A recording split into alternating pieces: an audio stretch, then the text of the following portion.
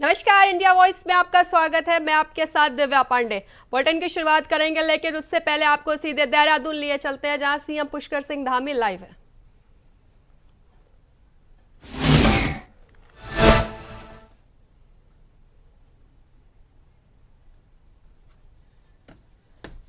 जी, CM Pushkar Singh Dhami Dehradun में कर रहे तैयारियों का स्थलीय निरीक्षण। 38वें राष्ट्रीय खेलों के शुभारंभ समारोह का निरीक्षण कर रहे सीएम पुष्कर सिंह धामी।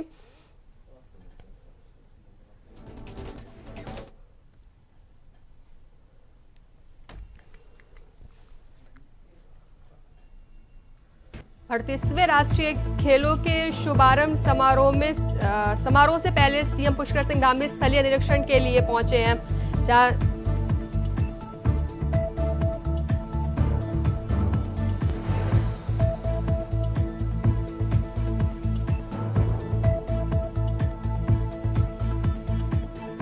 आपको बता दें 28 जनवरी को प्रधानमंत्री नरेंद्र मोदी राष्ट्रीय खेलों का शुभारंभ करेंगे।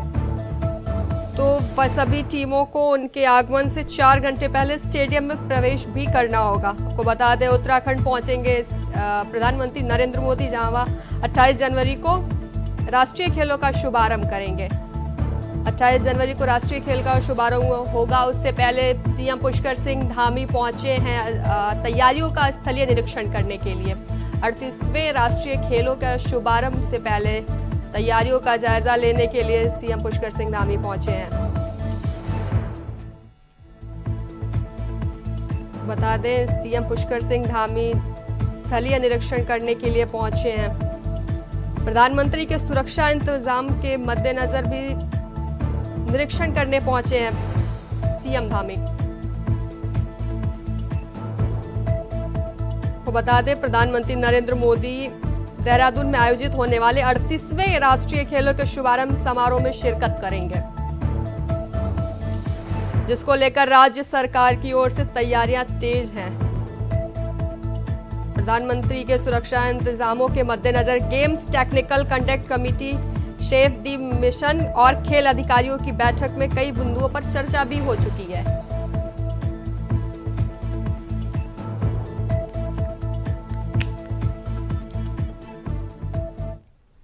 खबरों की ओर रुख करेंगे। यह खबर दिल को दहला देने वाली है, जहां झांसी के महारानी लक्ष्मीबाई मेडिकल कॉलेज में हुई इस घटना ने इंसानियत को शर्मसार कर दिया है।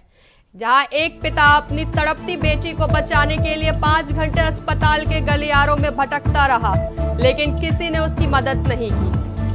तो बता दें झांसी के महारानी लक्ष्मीबाई मेडिकल कॉलेज में सुबह जब एक नवजात बच्ची ने सांस लेने में दिक्कत महसूस की, तो बेमन से अस्पताल के SNCU वार्ड में भर्ती करने के बाद भी वेंटिलेटर की कमी के कारण उसे तत्काल इलाज नहीं मिल पाया।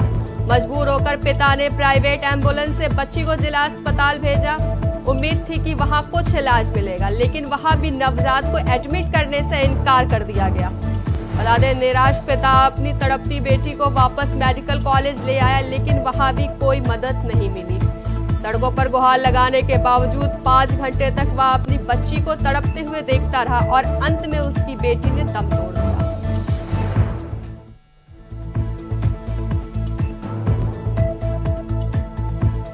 अस्पताल और जिला प्रशासन पर सवाल उठे हैं, जहां पिता की आंखों के सामने दर्दनाक मंजर देखने को मिला। 7 बजे से घूम रहे हैं हम, जब से पूरे सुनाई नहीं लगा फिर रहे वहाँ फिर।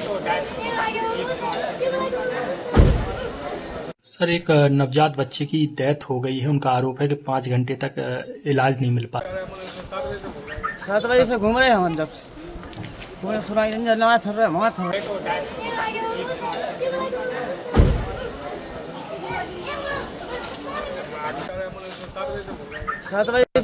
पिता की आंखों के सामने यह दर्दनाक मंजर देखने को मिला, जहां तड़प तड़प कर उसकी मासूम बेटी ने दम तोड़ दिया। अस्पताल और जिला प्रशासन पर यह सवाल उठ रहा है, जहां नवजात बच्ची को इलाज न मिलने के दौरान उसकी मौत हो गई। पिता की आंखों के सामने उसकी बच्ची ने दम तोड़ दिया।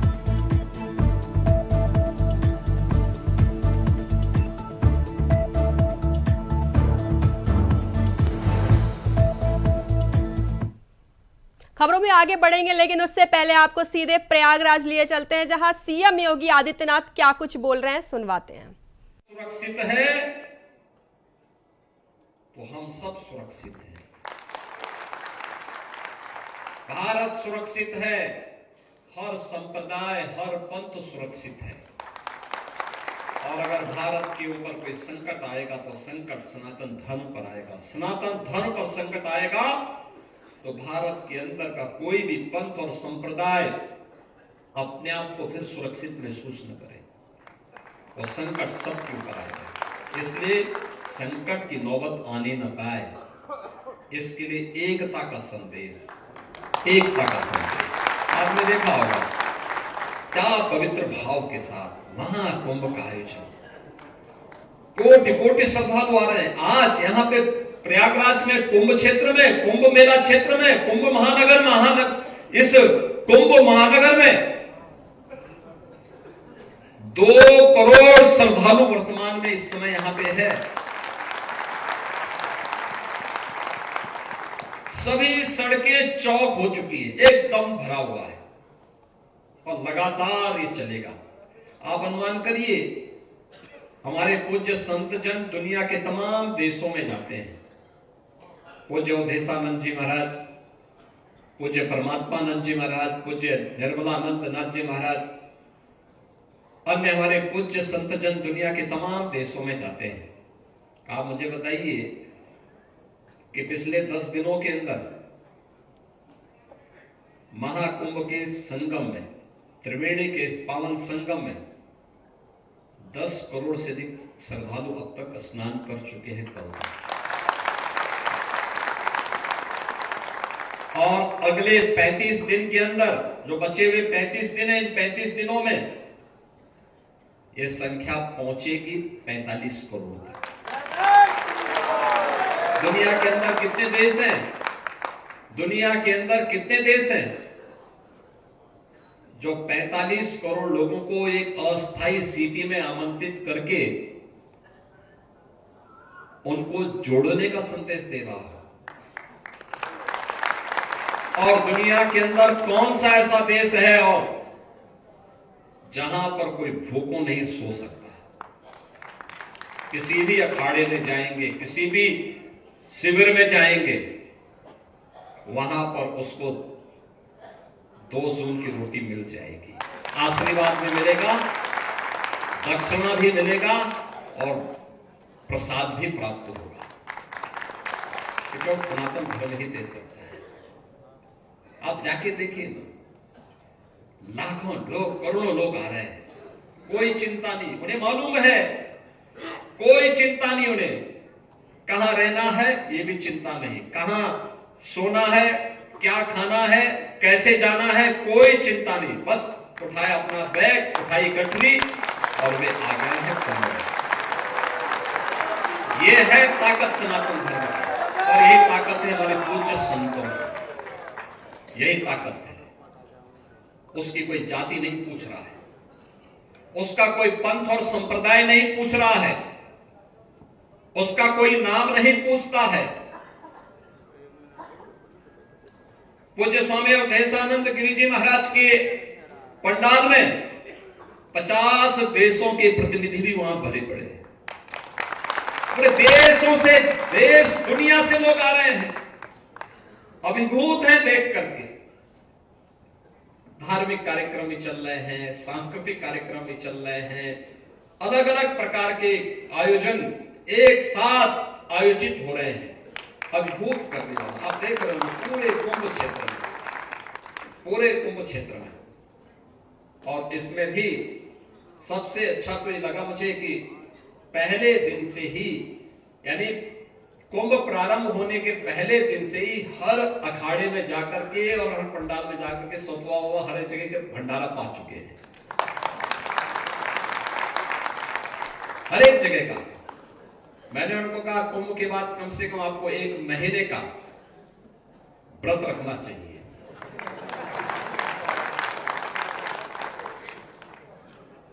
लेकिन उन्होंने संतों को सुविधा प्राप्त हो, पूज्य संतों को यहां पर सम्मानजनक ढंग से एक व्यवस्था मिल सके, प्रशासन के साथ मिलकर के तारतम्य स्थापित करके कुंभ की व्यवस्था को महाकुंभ के अनुरूप कैसे किया जा सकता है, इसको लेकर के एक कार्यक्रम किया।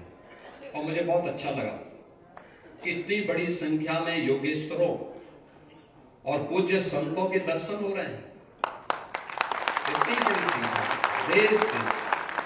सामान्यतः हमारे यहाँ भंडारे के कार्यक्रम चलते हैं, हम लोग जाते हैं कार्यक्रमों में, कभी कभी जाने का अवसर प्राप्त होता है। उस समय पूज्य संतों के दर्शन होते हैं, लेकिन पूरे देश भर से एक साथ एक स्थान पर इकट्ठे होकर के हम लोग दर्शन कर सकें, यह अनुभूति। और फिर भारत सनातन धर्म के हर संप्रदाय के, हर पंथ और संप्रदाय से जुड़े हुए आप देख रहे होंगे, इसमें शैव भी हैं, वैष्णव भी हैं, शाक्त परंपरा के भी हैं, तांत्रिक परंपरा से भी जुड़े हुए लोग हैं, रविदासी परंपरा से हैं, कबीर पंथी से परंपरा में, रैदासी परंपरा से जुड़े हुए हैं, दादू पंथी से जुड़े हुए, हर एक पंथ और उपासना विधि से जुड़े हुए लोग एक साथ एक मंच पर एक स्थल पर एकत्र होकर के सबका ध्येय एक ही है, महाकुंभ के साथ जुड़ करके। प्रयागराज से आप सीएम योगी को सुन रहे थे। खबरों में आगे बढ़ेंगे, जहां सपा के राष्ट्रीय अध्यक्ष अखिलेश यादव ने एक्स पर एक पोस्ट लिखते हुए उत्तर प्रदेश सरकार पर हमला बोला है। उन्होंने कहा कि भाजपा केवल 1 ट्रिलियन झूठ का रिकॉर्ड बना सकती है और ये दावा किया जा रहा है कि अगले 4 सालों में यूपी की अर्थव्यवस्था $1 ट्रिलियन हो जाएगी, जो उनके मुताबिक असंभव है। उन्होंने इसे महाझूठ करार दिया और कहा कि इस सरकार के खजाने में लगी भ्रष्टाचार की सेंध है। इसके अलावा अखिलेश ने यह भी कहा कि निवेश जमीन पर नहीं उतरा है और किसान, व्यापारी, कारोबारी अपने काम को लेकर परेशान हैं। उन्होंने बेरोजगारी, गरीबी और श्रमिकों के पलायन की समस्याओं पर भी सवाल उठाए।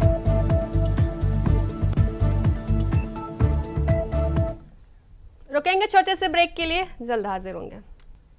ब्रेक के बाद एक बार फिर से आपका स्वागत है। निकाय का महारण में आगे बढ़ेंगे, जहां उत्तराखंड निकाय चुनाव से जुड़ी बड़ी खबर सामने आ रही है। निकाय चुनाव में फैसले का दिन आज।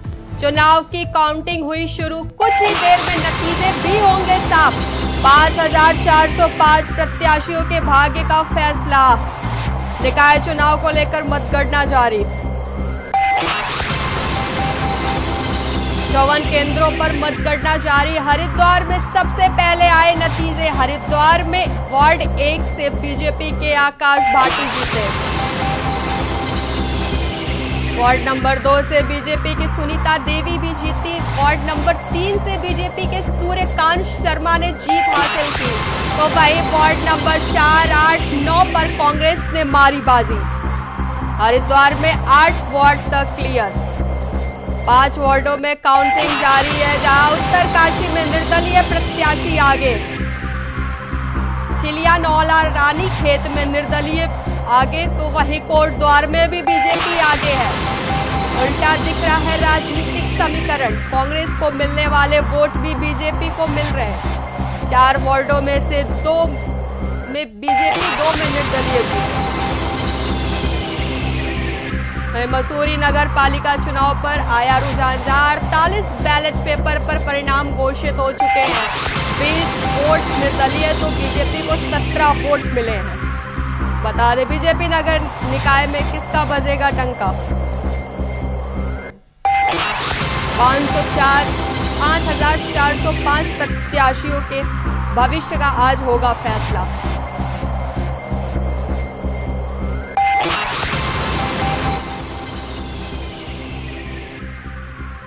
वहीं ज्यादा जानकारी के साथ हमारे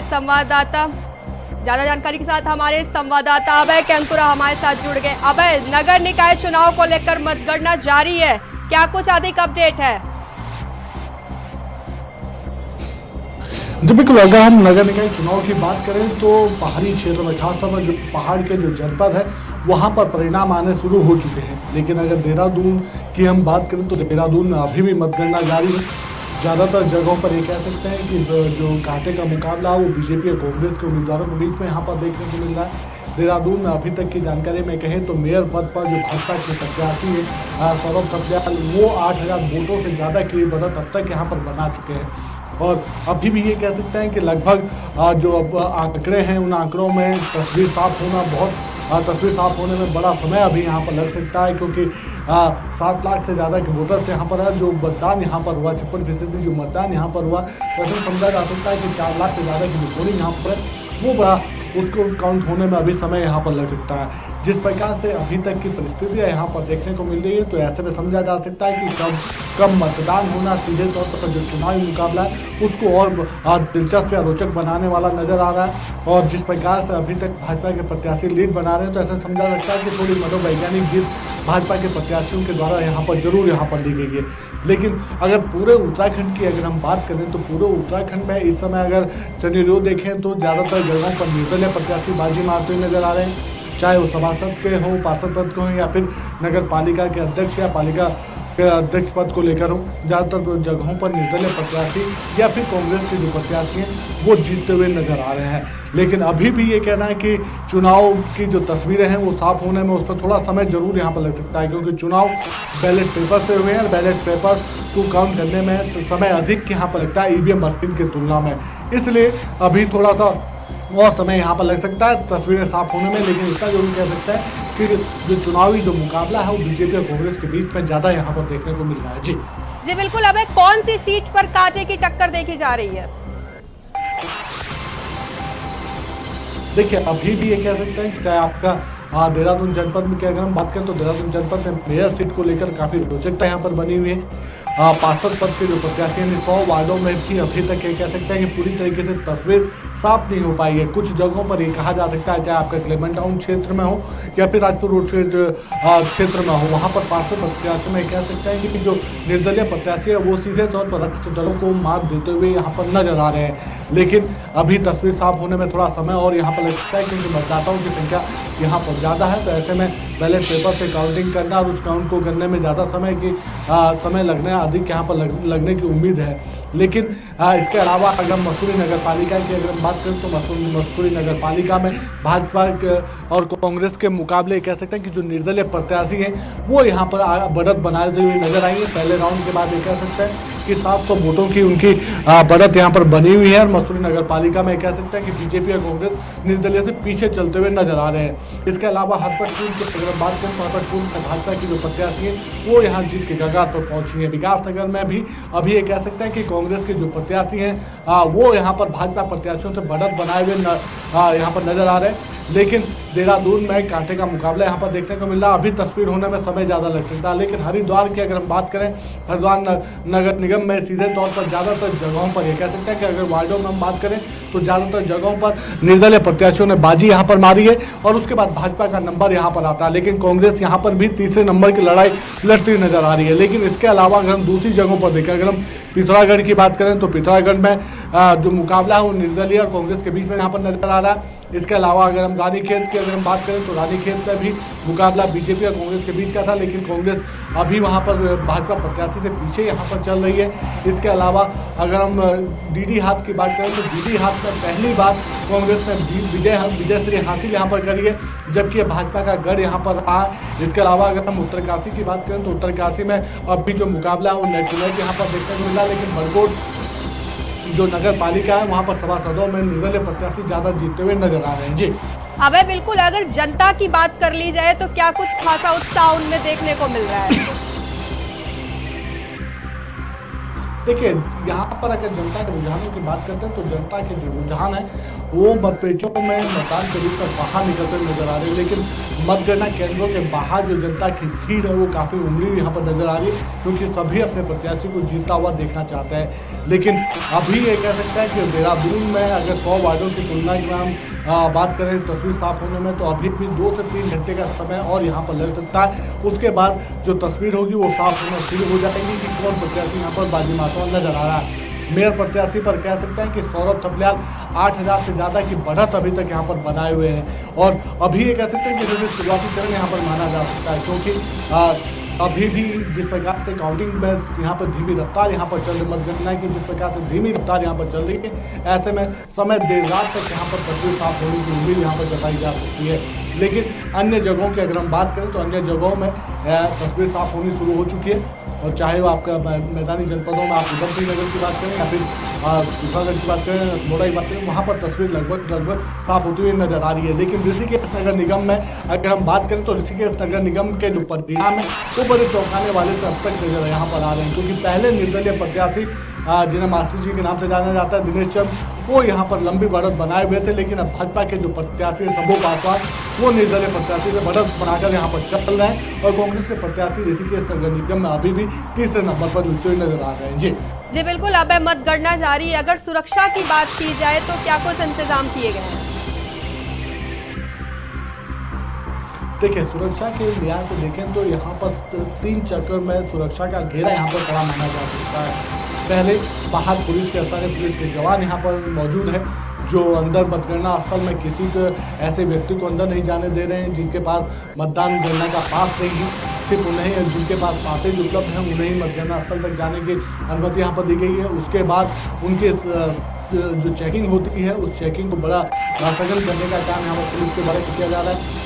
इसके अलावा मतगणना केंद्र के बाहर भी पूरी तरीके से कह सकते हैं कि पुलिस का जो सुरक्षा घेरा वो बड़ा कड़ा वहां पर रखा गया है। दूसरा जो सुरक्षा के लिए तो सबसे महत्वपूर्ण होता है सीसीटीवी कैमरे, उसकी निगरानी में पूरी मतगणना वहां पर हो रही है। तो ये कहा जा सकता है कि पूरी जगहों पर जो पुलिस का जो सुरक्षा का घेरा तो काफ़ी कड़ा यहाँ पर नजर आ रहा है, और उस सुरक्षा घेरे की पूरी वीडियो की रिकॉर्डिंग है वो भी यहाँ पर की जा रही है, ताकि किसी भी प्रकार से किसी भी आरोपों को या कह सकते हैं दूसरी जो चीज़ें यहाँ पर मतगणना को प्रभावित कर सकती है उन सब चीज़ों से बचने का काम वहाँ पर पुलिस की तरफ से किया गया है। जी बिल्कुल, अब सबसे पहले हरिद्वार में नतीजे सामने आए, फिर वहाँ पे कैसा माहौल देखने को मिला? देखिए, हरिद्वार में ज़्यादातर जगहों पर ये कह सकते हैं कि जो निर्दलीय प्रत्याशी थे वो जीतते नजर आ रहे हैं। अभी हम कह सकते की तस्वीर जो सभासद के जो पद है उन पर तस्वीर साफ पर हुई है, जिसमें 3 बीजेपी के प्रत्याशी जीते हुए, 3 निर्दलीय प्रत्याशी अब तक यहाँ पर जीते हुए हैं। और ये वो आंकड़ा है जिन आंकड़ों के हिसाब से कहा जा सकता है कि इस बार जो निर्दलीय है वो जनता की पसंद सबसे ज़्यादा यहाँ पर बनते हुए नजर आ रहे हैं, और उन्हीं के बीच में बीजेपी या निर्दलीय बीच में ही ज़्यादातर जगहों पर हरिद्वार के भीतर। अगर हम इसके अलावा अगर हम बात करें रुड़की नगर निगम की, तो रुड़की नगर निगम में भी कह सकते हैं कि जो निर्दलीय प्रत्याशी हैं जो कांग्रेस से भागे हुए हैं, ये काला उनके जो प्रत्याशी हैं वो यहाँ पर उनसे काफ़ी आगे बढ़त बनाकर चल रही है, और वो अभी भी जो चुनावी परिणाम है उस आगे पर जरूर हो सकता है। लेकिन इतना जरूर कहा जा सकता है कि जिस प्रकार के नतीजे अब तक निकल कर सामने आ रहे हैं, जो रुझान निकल कर सामने आ रहे हैं, वो इस चुनावी मुकाबले को बड़ा दिलचस्प बनाने का काम यहाँ पर कर रहे हैं। ठीक है अभय, जानकारी के लिए आपका धन्यवाद। बुलेटिन में बस इतना ही, जुड़े रहिए इंडिया वॉइस के साथ। नमस्कार।